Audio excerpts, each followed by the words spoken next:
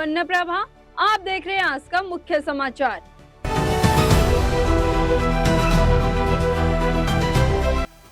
चैत्र यात्रा के तीसरे मंगलवार के अवसर पर सामलाई पीठ में पवित्र चैत्र यात्रा उत्सव पर इस समय गंजाम जिले के विभिन्न शक्तिपीठों और देवी मंदिरों में एक भक्तिमय वातावरण में चल रहा है।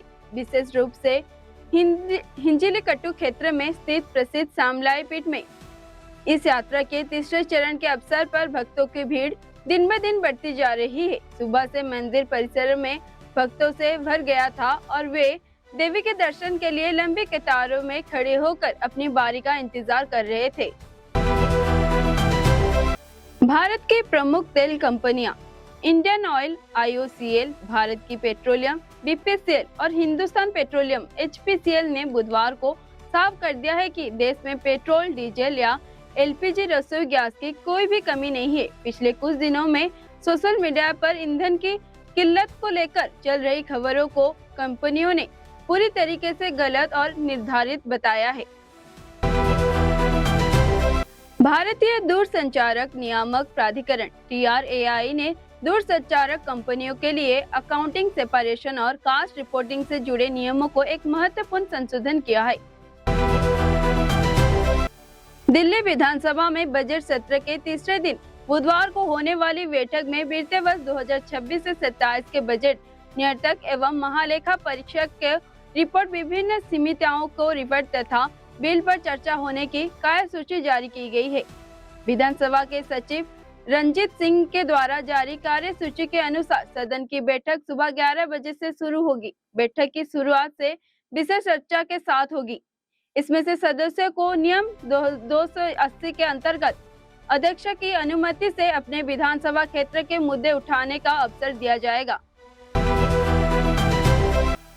गाजियाबाद की डासना गेट इलाके में कई कोयला और लकड़ी के होलसेल विक्रेता हैं। कोयला और लकड़ी के विक्रेताओं का कहना है कि पहले इस कारोबार में ज्यादा मुनाफा नहीं था, लेकिन मौजूदा हालात ने पूरे बाजार की तस्वीर बदल कर रख दी है। मिडिल ईस्ट में तनाव बढ़ने से गैस की सप्लाई पर असर पड़ा है और अब लोग वैकल्पिक ईंधन के तौर पर लकड़ी और कोयला की ओर तेजी से साथ रुख कर रहे हैं।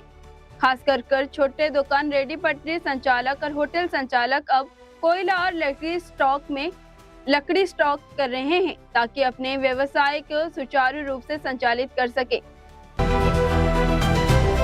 भारतीय रेलवे ने रेल यात्रियों को बड़ी राहत देते हुए बोर्डिंग स्टेशन और रिफंड में नियमों में ऐतिहासिक बदलाव किए हैं। अब यात्री अंतिम समय में भी अपनी यात्रा के बदलाव कर सकेंगे। ट्रेन छूटने से मात्र 30 मिनट पहले तक बोर्डिंग स्टेशन में बदलने की सुविधा मिलेगी, जबकि पहले ये सीमा 4 घंटे की थी। ट्रेन रद्द होने या 3 घंटे से अधिक लेट होने पर यात्रियों को पूरा पैसा वापस मिलेगा। चार्ट बनने के बाद वेटिंग टिकट का पैसा स्वतः यात्री के खाता में वापस दिया जाएगा। देश भर की किसी भी रेलवे स्टेशन से काउंटर टिकट रद्द किया जा सकेंगे। इन बदलावों से टिकट की कालाबाजारी पर लगाम लगने की उम्मीद है।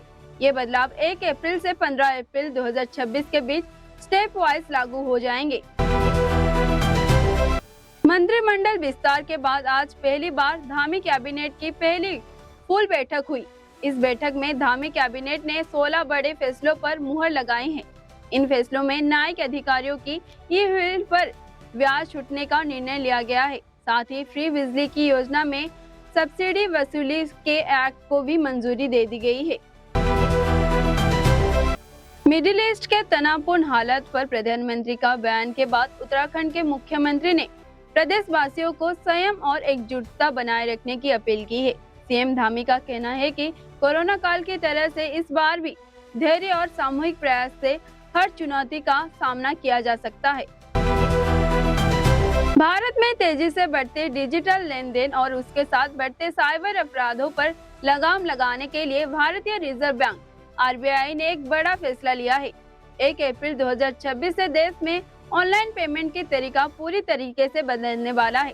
RBI ने डिजिटल भुगतान के लिए सुरक्षा मानक जारी किए हैं, जिसके तहत केवल OTP के भरोसा लेन देन करना संभव नहीं होगा। बिहार के नवादा में हाथियों के उत्पात से लोगों में दहशत का माहौल है। जिले में रजौली हरदिया पंचायत के सुअरटोली गांव में 30 वर्षीय युवक सनोज भूया को कुचल दिया, जिससे उसकी मौत हो गई। हाथियों के हमले में 3 भैंसों की मौत हो गई। हमले के बाद इलाके में दहशत फैल गई है। नरेंद्र मोदी के नेतृत्व वाली केंद्र सरकार 2029 तक आम चुनाव से पहले महिलाओं के लिए राजनीतिक आरक्षण लागू करने की तैयारी में लोकसभा और विधानसभा सीटों की संख्या बढ़ाने पर विचार कर रही है। इस योजना के तहत सभी राज्यों और केंद्र शासित प्रदेशों में सीटों में बढ़ोतरी की संभावना है, जिससे प्रतिनिधित्व में भी बढ़ेगी। खासकर जम्मू और कश्मीर में बड़ा बदलाव देखने को मिल सकता है। यहाँ विधानसभा सीटों पर 50% बढ़कर 90 से 135 तक और भी लोकसभा सीटों के 5 से बढ़कर 7 या 8 करने का प्रस्ताव है।